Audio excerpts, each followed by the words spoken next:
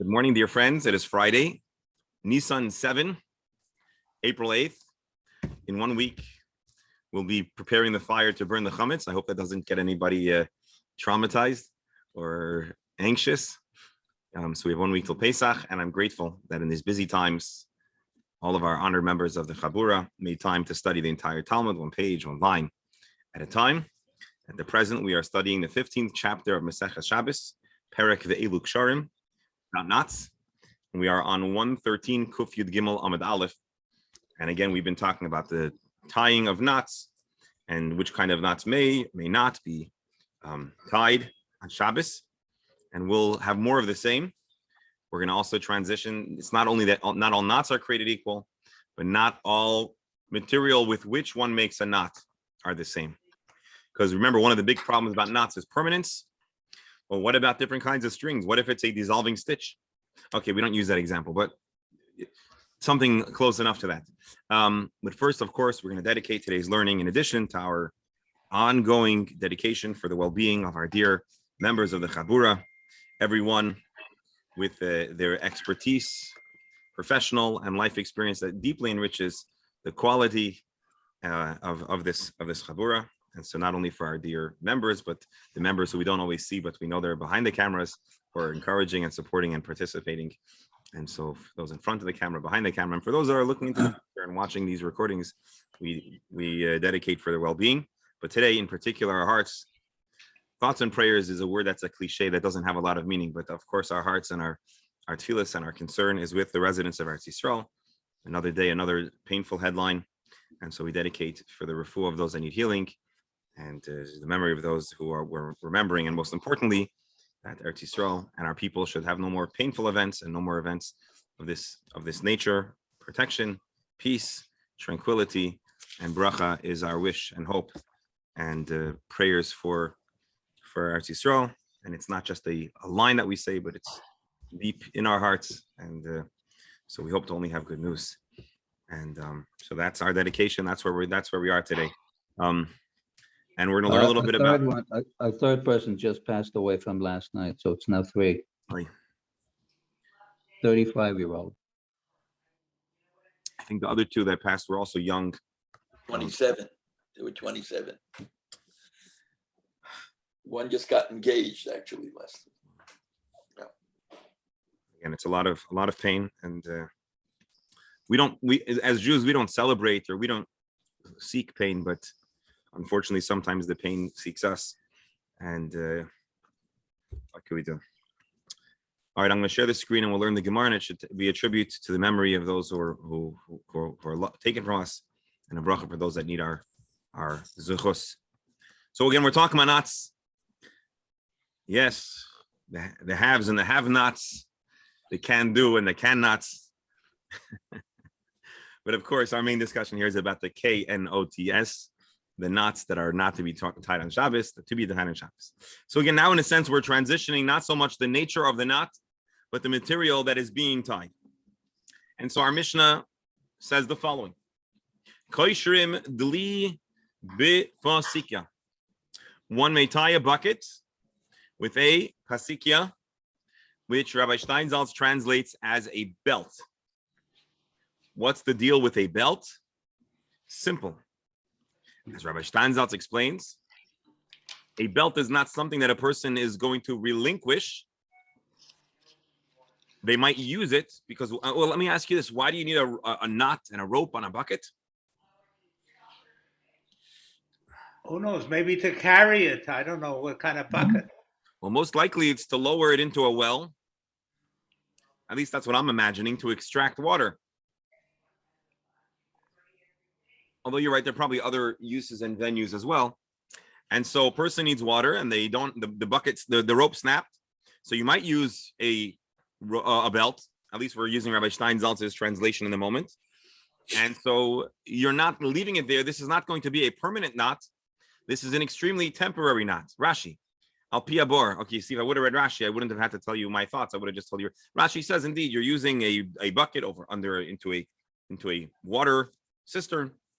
And the psakiloi mevatale hasam, a person is not going to leave a part of their wardrobe at the well after they take the water.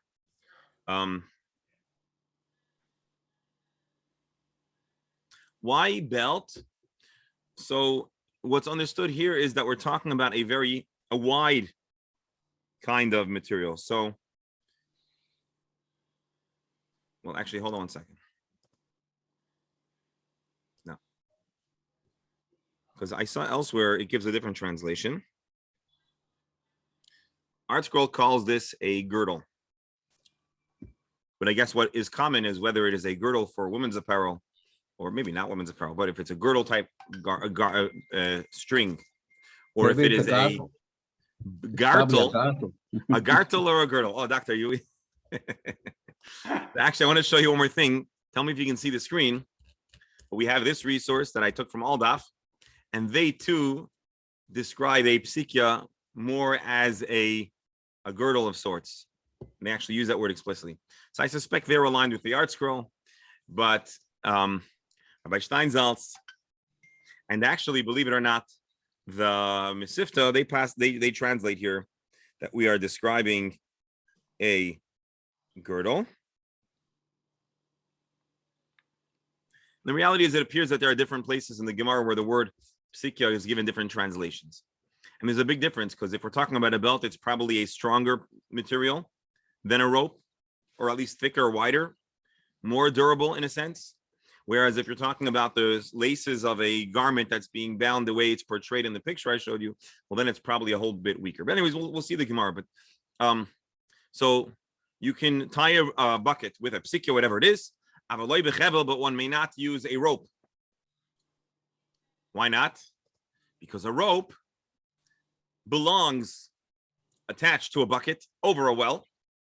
Rashi, you're going to leave the rope in the function of the bucket in the well or in the cistern. They have a kesher shel kayama. And naturally, the knot that you're going to tie is both in design and intent. Intention is important. Both in design and intent is going to be a permanent knot.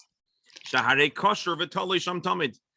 One of the very, very good uses of a rope is in a well. So again, the Mishnah says you can use this material, this rope string-like thing, which is used in clothing, because you're not going to leave it there, but not a rope. Rabbi Yehuda Mater, and Rabbi Yehuda says, no, you may even use a rope. And Rashi right away alerts us, if you're wondering why, that's the conversation the Gemara is going to have. Klal Lama Rabbi Yehuda.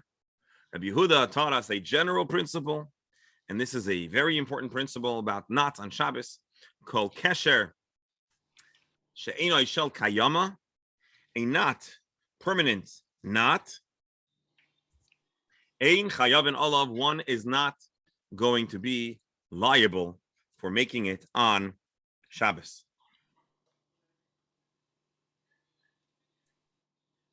And in the most literal reading, we'll say, oh, Rabbi Yehuda is explaining here why he permits to use a rope, so long as it's not a kesher shel kayama. Tosfos has possibly a different interpretation for a simple reason. There's a big difference between the word matir, which is absolutely permitted, and ein chayavin, which means you're not biblically in trouble, but you aren't necessarily in the clear.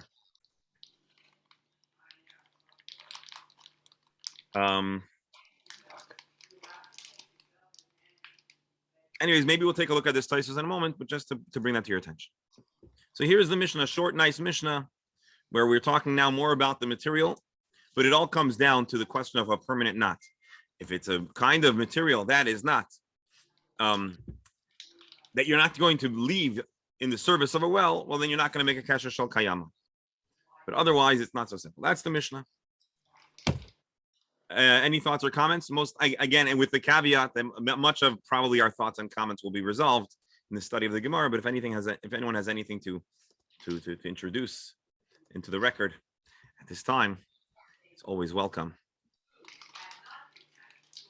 You know what? Let's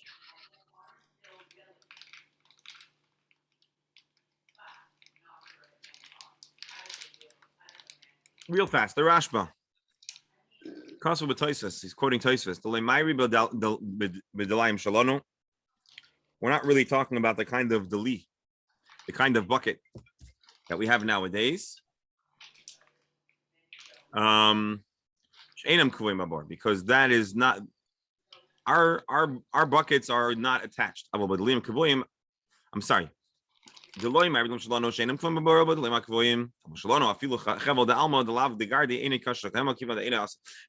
Tosfos point he tells us what the point that Tosfos makes, which is that the rope, the bucket we're talking about is typically left permanently, as opposed to buckets in the time when the Rash was talking, where the bucket was not permanently attached. Today, I have a feeling if there is a well or a cistern, the bucket again would be more permanently attached. Okay, let's jump into the Gemara. Chevel demai. What kind of rope are we actually talking about?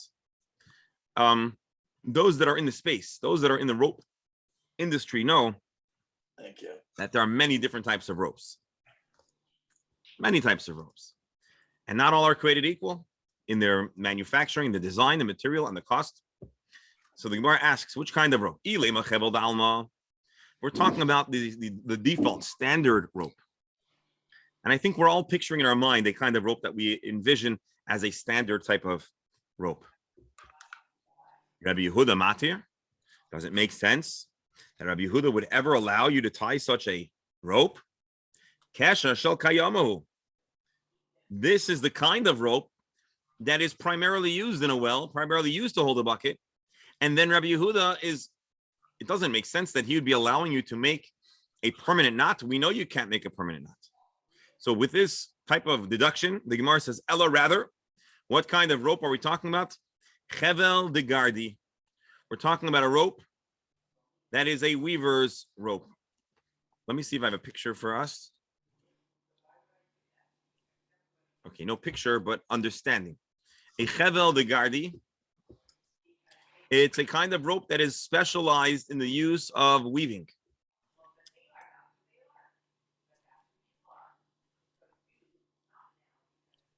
Being that a weaver's rope is a necessary piece for the weaver to do his job. He's not going to make a kesher shel kayama. He's not going to make this a permanent knot because he needs to take it back to his workplace to continue weaving. So the Gemara says that doesn't work because lememra de rabbanon savri gazrinon chevel de gardi atu chevel ba'alma. And do you think the rabbis will not draw a distinction between a rope that's used permanently and a rope that's only used temporarily?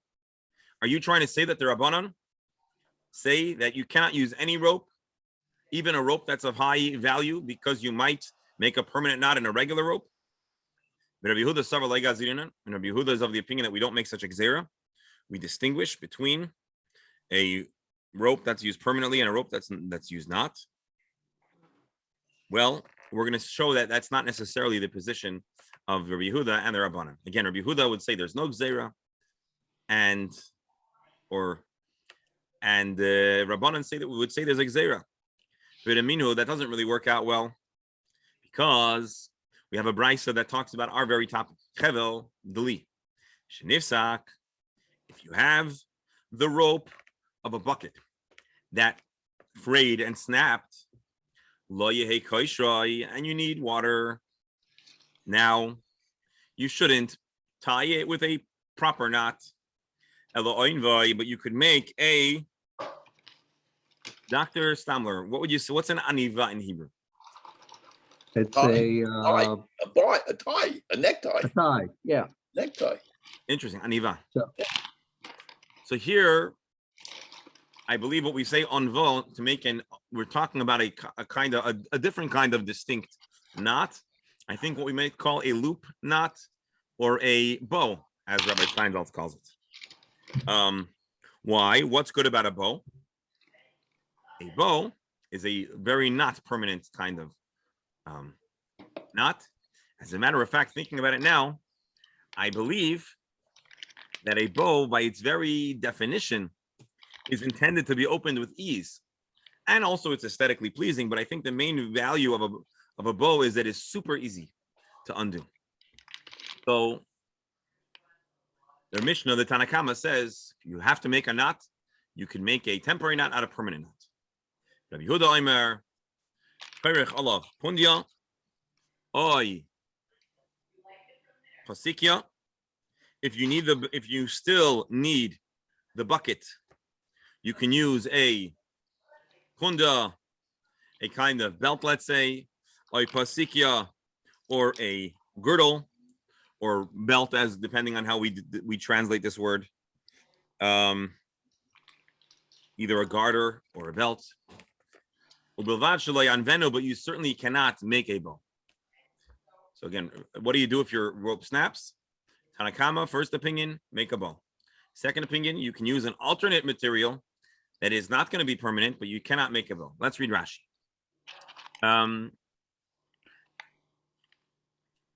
Lo yehi kosher, kasher shel kayam hu la'olam. A proper knot is permanent. Kair chalav, mechaber shnei rashi hapisuk ze im ze, v'korech aleihem chunda, ezor chalol oy psikya. Use the kind of material that you're going to want to take back soon to fuse both ends of the rope.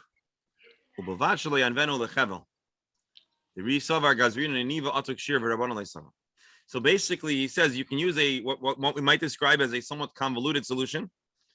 You can wrap around or wind the belt around the two ends to connect them, but don't make a bow. Rabbi Yehuda seems to say that uninitiated people can easily confuse a regular knot and a slip knot, a regular knot and a bow.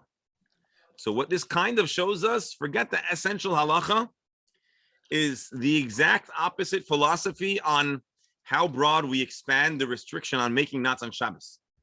Here we said that Rabbi Yehuda makes no gezerah and the Rabbanan make a gezerah, and this brisa indicates the exact opposite. The Chachamim say, we know people, they're sophisticated. They can tell the difference between a slip knot, a bow, and a regular knot. The Chachamim and Rabbi Yehuda says, no. People won't get the difference. And if they think you're allowed to make one, they'll make the other. So kasha de Rabbi Yehuda. It turns out we have a problematic conflict or contradiction between the teachings of Rabbi Yehuda. Just to see Rabbi Steinsaltz say it. In the Brisa, he issued a decree prohibiting tying a bow due to tying a knot. In the Mishnah, he makes no decree. So does Rabbi Yehuda believe people are not able to distinguish, or does he believe they can? And kasha de Rabbanan, not de Rabbanan. And the rabbis too seem to take opposite positions about not making a gezerah, to prohibit one form of a knot because of another, or that they do make a gezerah. This is the Gemara's question. Now is for the Gemara's answer. The fact that in one scenario, the first scenario, the Rabbanan say you're not allowed to use what are they saying?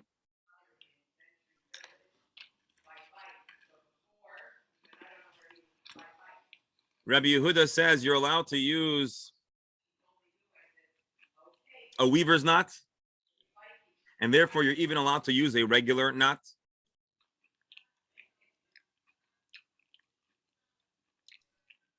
Hold on, I'm sorry, no. I'm sorry, no, I take it back. Rabbi Yehuda says you can use a weaver's knot because you're not going to make it permanent, and the Chachamim say we'd love to let you use it. This is the Mishnah, according to the way the Gemara explained. We'd love to let you use a weaver's rope, which is not going to be permanent, but people mix up between ropes. Rabbi, Yes. we're talking about knots, but what happens if the bucket gets a hole in it? That's a good question. Then he can't do anything. Let's just go back to this idea. We have two teachings in which the rabbis and Rabbi Yehuda argue. We have a teaching that talks about two types of ropes, and we have a teaching that talks about two types of knots. In the case of two types of ropes, Rabbi Yehuda makes no gezerah, meaning Rabbi Yehuda says you're allowed to use a high-end weaver's rope because it's not permanent, and the Chachamim say people will mix up the two ropes. So Chachamim say they'll mix up. Rabbi Yehuda says not. Then we talk about two types of knots. We talk about a bow versus a regular knot. The Chachamim say you can make a bow. We don't make a gezerah, that you'll mix up types of knots. And Rabbi Yehuda says people do mix up between different types of knots. Now for the Gemara's answer. Chevel b'chevel michlaf. People might get confused between two different types of ropes. Why? Rashi explains, Eina nikar bein zeh lezeh. Isharina b'digardi. The average person, the uninitiated, cannot tell the difference between the grade and the quality and the dimensions of a regular rope and the grade, the quality, and the dimensions of a weaver's rope. If you're a uman, if you're an expert, of course you can tell the difference. But most people are not in the weaving industry. So therefore, the rabbis say, people can easily mix up two ropes, so therefore don't use any ropes on Shabbos. Knots, you can see it's such a difference. A bow and a regular knot are two different creatures. And everybody makes bows and everyone makes knots and everybody knows where to use one and where to use the other and what the advantages and disadvantages of each knot are. People are very initiated, familiar with knots. Everyone makes knots. And therefore, the Chachamim are not in contradiction. There's no conflict between the two positions taken by the Chachamim. Rabbi Yehuda Lekasha. The Gemara then says, Rabbi Yehuda, his two statements are also not a problem. Rabbi Yehuda says, when it comes to the type of knot, you'll make a gzera. And when it comes to the type of rope, you'll not. You know why we don't let you make? Why he doesn't let you make a bow? It's not because we think people get confused. Ela aniva gufa kshirahi. A bow is a knot. What does that mean?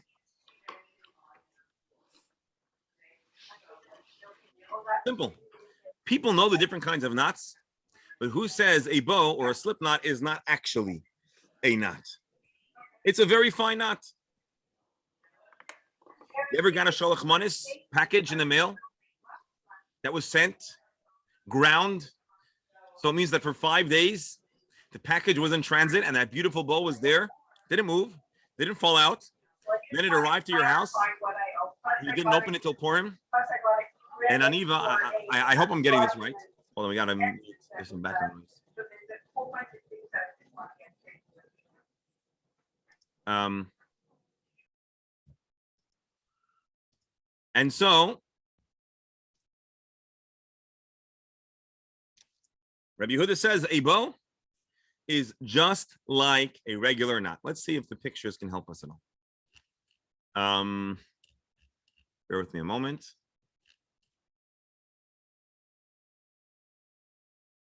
Oh, these are good pictures. So stick with me for a moment. We're going to go back in time just for a moment. A bow is a temporary solution.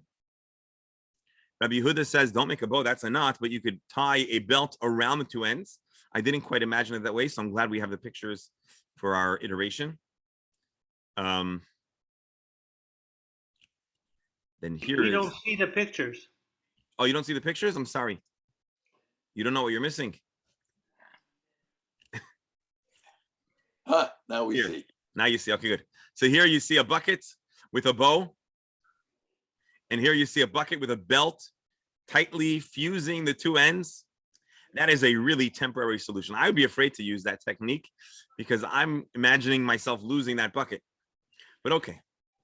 Rabbi Yehuda says this is your only solution because there's no way I'm letting you tie a bow, because a bow is essentially a sophisticated double knot, a permanent knot.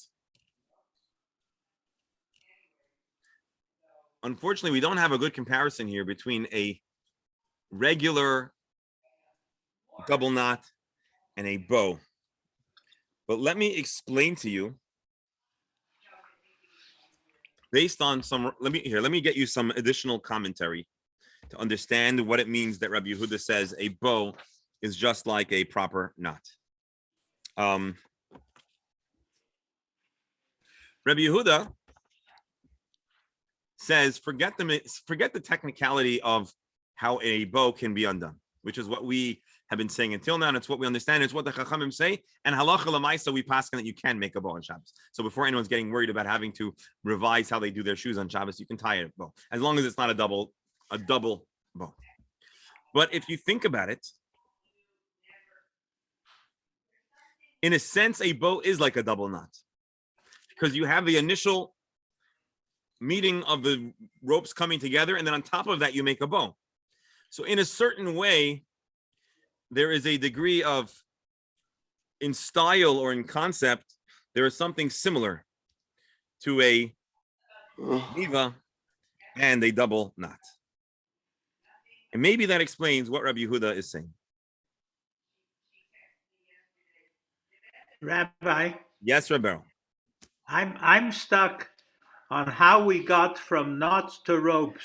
We don't have a Mishnah that says use this rope, that rope, the other rope. We're talking about knots. Yes, we do. What? Hold on. Why do we have to Rabbi, hold worry on. about what kind of rope? The Mishnah right here is talking about the kind of rope. That's exactly what our Mishnah is talking about. Why are we talking?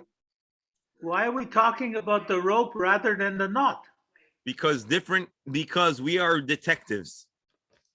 And we can deduce that depending on the type of rope, depending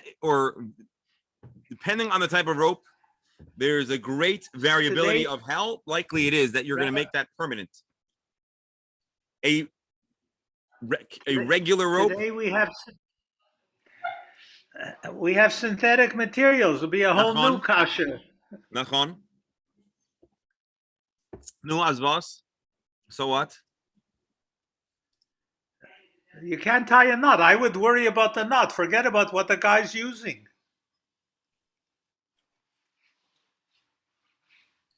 Well, halacha doesn't say that. Halacha, the Gemara says, no. We can create a standardized code for Jewish practice. But now you ever by mistake click the button and you saw the code behind your web page? I don't know how to do it, but it happens by accident. But the Mevinim know there's a way that you can see the source code of the page on the computer. Someone here, I'm sure, knows. If Mark was on, he would tell us. I think it's too close to Shabbos in Israel. But so what we're doing right now is we're getting exposed to the source code of the halacha. We're seeing the behind the scenes. When it comes to halachic practice, it's distilled to do this, don't do that. But the study of the Talmud is to study the thought process and the rich complexity of that journey till we get to halacha. And therefore, yes, at this point, and down to practice, there is a distinction between which kind of material you'll use to fuse two items together. A rope that's typically left to be permanent. In the eyes of halacha, when you tie that knot, we consider it to be permanent. And a kind of rope which most definitely the owner wishes and needs to retrieve it, it is not permanent. Are there exceptions? Yes. We're creating a standardized code that can apply to most scenarios. And so that's why we're talking about rope. And that's why we're talking about knots. So first we talked about knots, but now we're talking about ropes because not all ropes are created equally. And once we started talking about ropes and buckets, so now we talk about, okay, you have an emergency. What do you do? And so that was what we're talking about. So how do we go back to the malachas that we were based on when it comes to the type of rope, to the Mishkan? So none of the malachas, I shouldn't say none of the malachas. For the most part, the essential malacha is identified by the work of the Mishkan, and the specifics are subject to a more complex analysis that happens in the Gemara, and that's what we're undergoing right now. So right now we are undergoing the Talmud and the Mishnah's analysis and review of the malacha to identify precisely what is considered a malacha and what is not considered a malacha. In other words, although the Mishnah says you're not allowed to tie a knot, the Mishnah and the Gemara are explaining not every kind of knot, a knot that meets the criteria of the Mishkan knot. What was the Mishkan's knot? For the most part, a knot that was meant to be of permanent nature. Therefore, the halacha is you're not allowed to make a permanent knot. What is a permanent knot? That is exactly the thought process that we're going through. Well, there are different kinds of actual knots. There's also different kinds of material with which one might make a knot. And not only the design of the knot can influence its permanence, but also what kind of substance, what kind of rope are you tying? That also can have a bearing on if it's permanent or temporary. That's what the Gemara... Sorry, Rabbi. I would presume that there were some non-permanent knots in the Mishkan. They had to do things to disassemble it, to move it. So some of those knots might have been not permanent. Okay, that's a good question. So you're asking why we don't allow even temporary knots? So I'll explain I to you. presume. This goes back to a comment I made the first day we started this chapter. I don't know if you picked up on it. I asked the question, when we say a kesher shel kayama, do we mean a kind of knot that we are not capable of undoing? Or do we mean the type of knot which is typically intended to be permanent? I let it stew a little bit, and then I said, if you observe the conversation of the Gemara, kesher shel kayama, a permanent knot, is not a knot that can't be undone, but a knot that is typically not undone. Even a knot that is typically not undone or not frequently undone can be undone. And so you're correct. In the Mishkan, there were knots that were undone. But the knots that were undone were knots that were of a permanent nature. Who defines permanent? The Gemara and the Mishnah defined for us permanent. How do we know that? Just as an aside, I have to tell you, there's certain people who could tie a knot that would take you a week to undo, and Correct. the mumcha pulls one end and it opens. Correct. So that was really my question. And when we first started this chapter, I told you I was never in the Scouts, and I got a lot of sympathy, and my parents got hate mail. No, I'm kidding.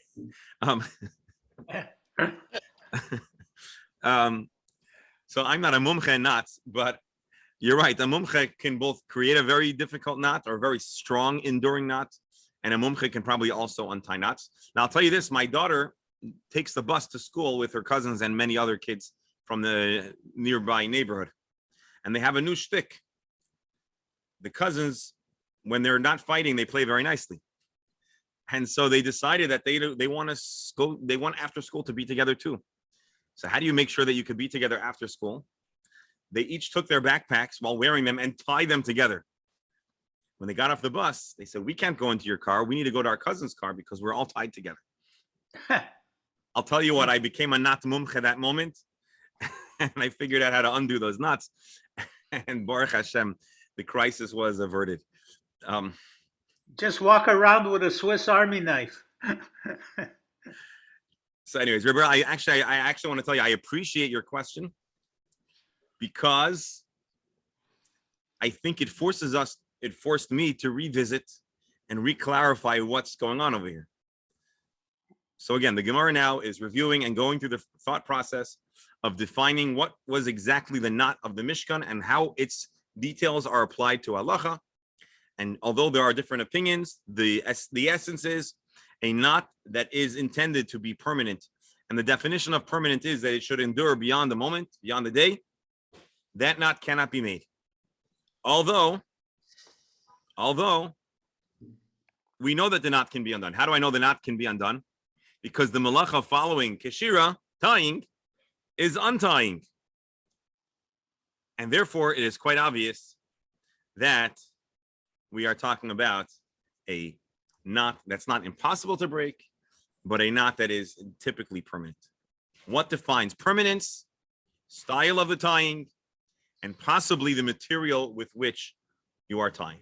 Because there are certain kinds of materials that a person might use if they're in a pickle, but they are certainly not going to abandon their stuff at the well. I'll tell you an example that we could probably relate to. Today, we all use wires, ropes. We use the charging devices, and right, everyone has to. I saw someone said that the solution to shalom bayis, maybe this is in the millennial world, but the solution to shalom bayis is to buy 10 extra chargers. Because what happens is you get your device with one charger, and then you mix it up with your spouse or if you're in a dormitory with your roommate, and all of a sudden one of the wires disappear, and everyone's fighting over ownership of the charger because it's a very precious commodity in a world where everything is happening with our handheld smartphones.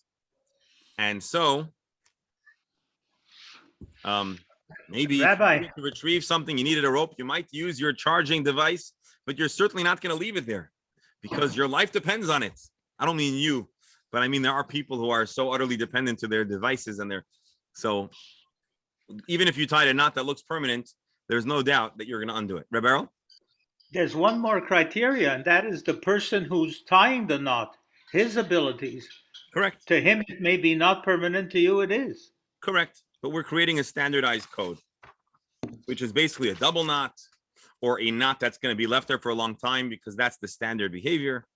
And so that is what we're talking about. Now, we're going to probably end a few minutes early, but I want to first stare at the apparatus of a weaving loom, because we're going to talk briefly about the permissibility of carrying or moving around a loom or the tools of a weaver.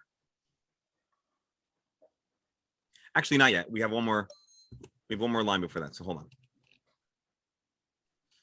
So again, just to recap really fast, we have the Mishnah, which has a machlokes of Rabbi Yehuda and the Rabbanon. Rabbi Yehuda says you can use a rope. The Chachamim say you can't. The Gemara explains that when Rabbi Yehuda says you can use a rope, he's talking about a rope that you're not going to leave permanently because you need it in your weaving apparatus. The Chachamim say you cannot use it because people are not so sophisticated. They can't distinguish between one rope and another. We brought a brisa, which seems to show that they have an opposite philosophy. Rabbi Yehuda is all of a sudden the one who's very anxious about the mix-up of a knot and a bow. And the Chachamim don't seem to be anxious about it. So it looks like Rabbi Yehuda is inconsistent. Does he believe in making a gezerah or not? So the Gemara answered, the Chachamim is not a problem. The rabbis say people mix up material. Two ropes might look very similar, but knots are very visually and evidently distinct. People don't mix them up. Rabbi Yehuda says, I don't make a gezerah. I just believe that a bow is a knot. If you believe a bow is a knot, well, then you may not tie that knot on Shabbos. That's the short of our Gemara. Along the lines of a discussion about tying knots on Shabbos, Amar Rabbi Abba, Amar Rav Chia bar Ashi, Amar Rav, teaching, going back to Rav, Mevi Adam Chevel mitoich beisai, a person can take a rope from his house, and he could tie it, or he could tie the cow to the animal. How do you call it? Where the food is? A trough. A Trough. A trough. trough. The avus. So you can tie the cow to the trough where the food is placed. Okay, Rashi, what are we talking about? One end is tied to the animal. Another one to the trough. We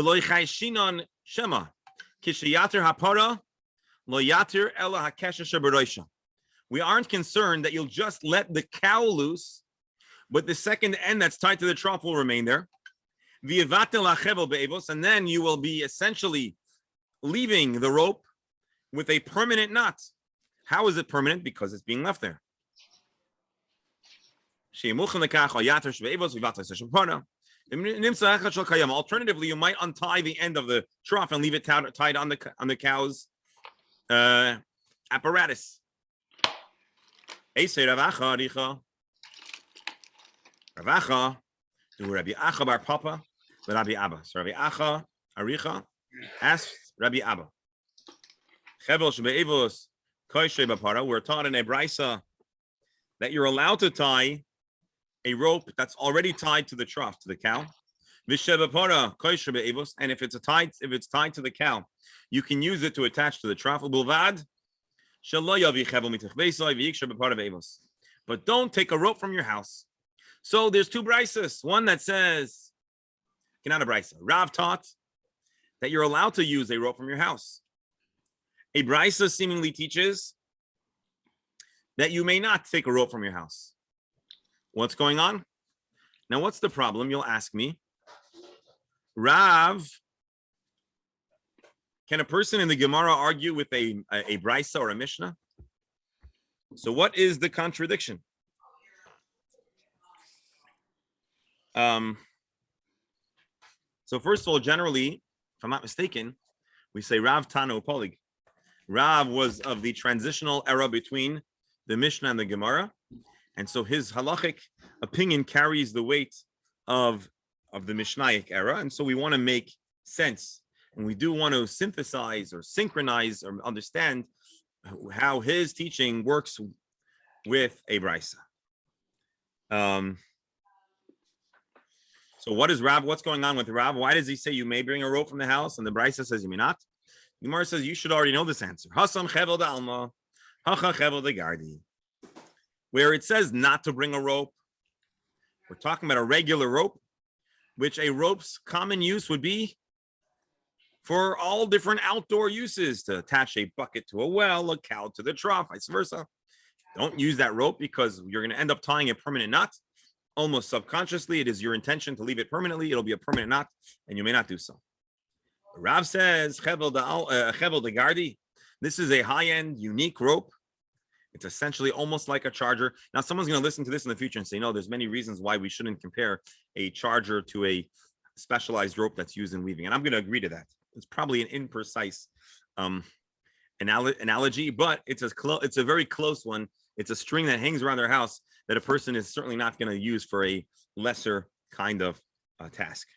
Rabbi. So it turns out it turns out that Rav is essentially embracing the position of Rav Yehuda in our Mishnah, who says, the way the Gemara explains it, who says you may use a rope that's a high-end specialized rope that you're not going to abandon. And that's what Rav seems to be saying. According to the Gemara's answer. Yes, Reb Beryl. Shouldn't one of the criteria be how long you're going to leave the cow tied up? I'm sorry? In considering whether a knot is permanent or not, if he's going to tie up the cow for an hour, or is he going to tie up the cow for overnight? Wouldn't that be a criteria of what kind of knot? So with my limited knowledge of how to manage cows, maybe Alan can give us more information. I don't think you want to tie your cow to the trough for a very long time. I think it is obvious to a person that actually manages livestock that this is a temporary stop. I may be wrong, but this is how I understand it. And therefore, if a cow moves, it'll pull the trough apart. So basically, you don't want to keep the cow tied for too long. And so certainly, if you're going to undo it, it is understood that it's going to be, or rather, if you're going to tie a knot, it's going to be temporary. The question or the reason why there's an issue is you may leave it tied to one end. The cow is loose, the rope is not. And so that was what the Gemara is talking about. And so again, and look at Tosfos just real fast. Tosfos says what I just told you. The Kamash Malon, what is the Gemara teaching us? Again, this is a brisa and a teaching of Rab with the Gemara's analysis. From here, it turns out, Kamash Malon Rab is teaching us, we do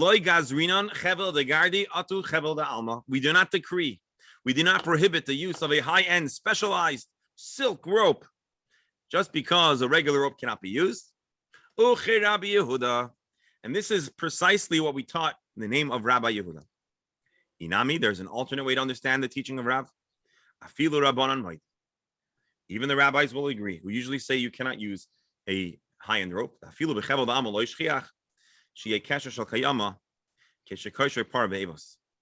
This actually is kind of what we just said before. Even the rabbis will agree that even a regular rope is not tied in a permanent manner. You still shouldn't use a regular rope, but being that generally the way you tie a cow to the trough, as Alan says, you want to be very mindful about how long you do it, lest you lose your trough or your cow. Therefore, even the regular rope is a loose knot. You still shouldn't use a regular rope, but for that reason, we're not afraid to permit the use of a chevel de gardi, a more highly specialized and needed rope. Very interesting. I think we're going to stop here, but just to set us up. The next Gemara is going to talk about a question that sounds like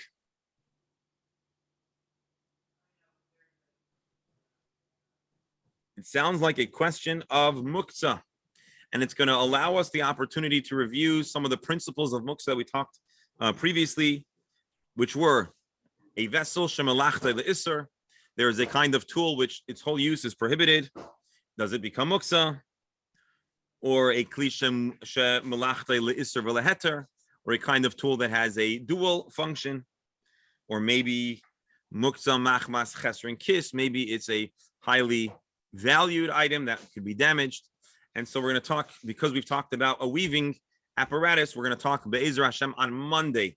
And we're not going to have Gemara on Sunday, but on Monday, Be'ezer Hashem, we'll talk about the muktzah status of a of a loom and a weaver's tools. And then we're going to go on to a very different discussion that is very essential, which is what is considered a Shabbos-oriented behavior and not. This is, in a sense, the Gemara we're going to hopefully learn on Sunday and Monday and Tuesday, rather, is the Gemara that you've probably been waiting for a year, almost a year, to explore.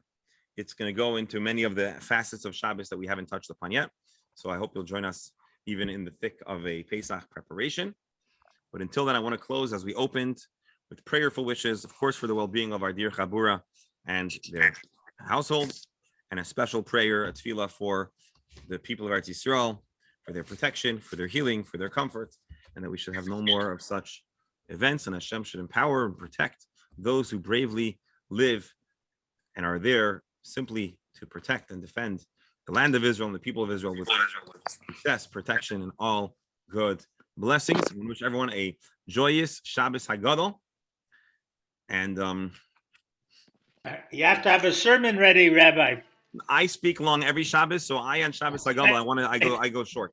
No, That's what I told Rabbi Karlabach. If you're gonna only give a sermon Shabbos Hagadol and Shabbos Shuvah, you can be long. Once upon a time, Rabbanim in the old country really only spoke 2, 3, 4 times a year. Right.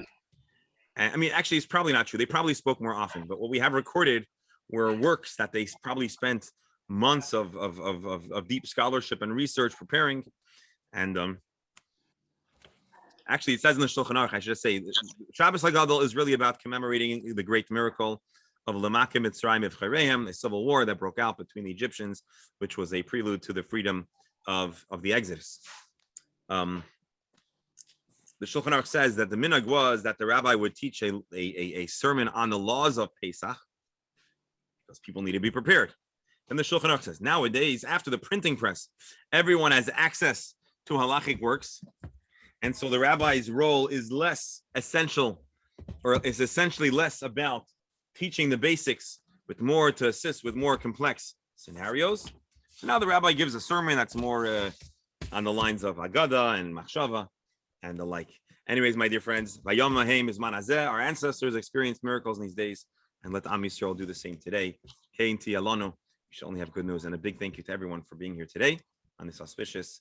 Have a good Shabbos. Shabbos. Shabbat Shalom. Thank you very much. Well, yeah,